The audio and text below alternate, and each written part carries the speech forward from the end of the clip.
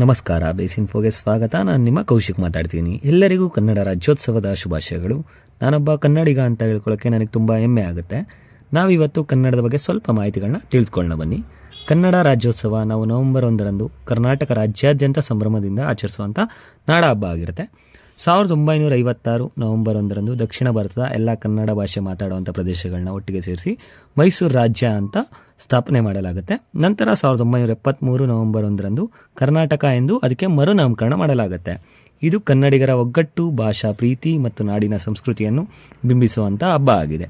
ಈ ದಿನ ನಾವು ರಾಜ್ಯದ ಎಲ್ಲೆಡೆ ಕೆಂಪು ಮತ್ತು ಹಳದಿ ಬಣ್ಣದ ಕನ್ನಡ ಧ್ವಜ ಹಾರಿಸುತ್ತೇವೆ. ಕುವೆಂಪು ಅವರು ನಮ್ಮ ನಾಡಗೀತೆ ಜಯ ಭಾರತ ಜನನೀಯ ತನುಜಾತೆ ಅನ್ನು ರಚಿಸಿದ್ದಾರೆ.